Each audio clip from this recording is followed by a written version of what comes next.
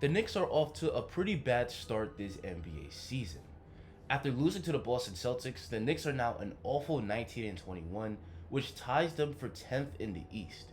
Last year was a feel-good story for the Knicks as they broke their 7-year playoff drought and made the playoffs as the 4 seed. Leon Rose and the Knicks front office tried to build off that success with the Kemba Walker and Evan Fournier addition, but those moves simply haven't paid off. Both Evan and Kemba are disappointments, and key players from last year that were a huge part of last year's success, like RJ and Julius Randle, have fallen off. The Knicks have many holes, but perhaps the biggest one is the lack of a competent point guard. The Knicks thought Kemba would stabilize the position, but he's inconsistent and can't stay healthy. Losing Rose for 2 months only makes the situation worse. The Knicks may need to look at the trade market to add a point guard, and it just so happens, according to Clutch Points, that Fox and Haliburton, 2 really good point guards, are available for the right price. Let's dissect both players and see if they would make sense on the Knicks. Ironically, the Knicks could have drafted Hallie back in 2020, but they decided to roll with Obi Toppin instead. The Knicks probably should have drafted Haliburton, but hindsight is 2020. Hallie would give the Knicks an elite playmaker, something they desperately need. Hallie is averaging just under 7 assists per game, which ranks 12th in the entire league in assists per game. He's an extremely unselfish player that knows how to get his teammates involved. He's especially good in pick and roll situations where he's good at setting up the roll man, and because he's good offensively as a pull-up shooter, the defense has to focus on him, allowing him to set up his teammates for easy baskets. For the Knicks, Hallie's floor general skills would be exactly what the doctor ordered. The Knicks rank second to last in assists per game in the entire league. Randle has failed to replicate his elite playmaking from last year. Hallie would give the Knicks the playmaker they need. His ability to throw lobs would unlock Mitchell Robinson's elite ability to catch and throw down alley-oops. And Hallie is a great all-around player, which will allow him to help the Knicks in multiple areas. He's also a great three-point shooter. He ranks 4th. Yes, 4th in the entire league in three-point percentage, hitting his threes at 44%. Despite his funky form, he's an absolute knockdown shooter.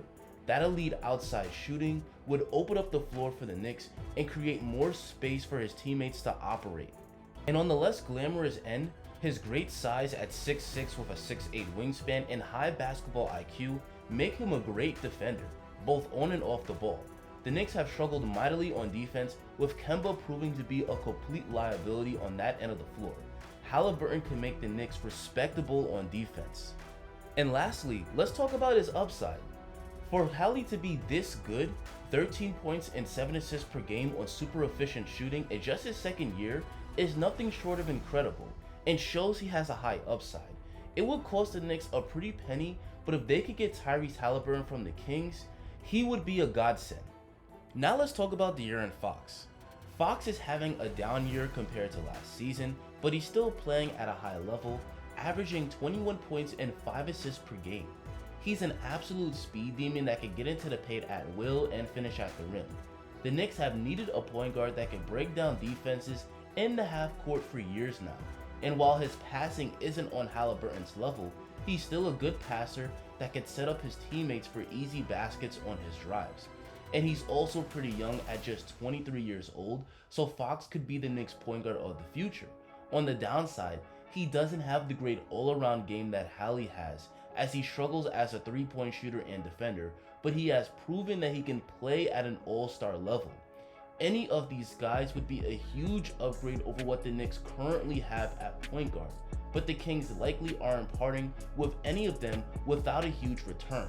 That probably means future first-round picks, along with Obi Toppin and Emmanuel Quickley, and that probably just gets the conversation started.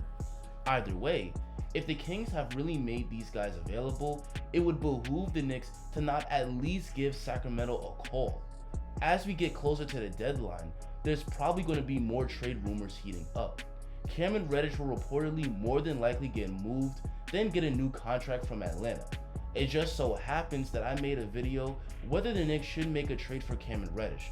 Go ahead and click on that link, watch and enjoy it, drop a like and subscribe to my channel, and have a great rest of your day.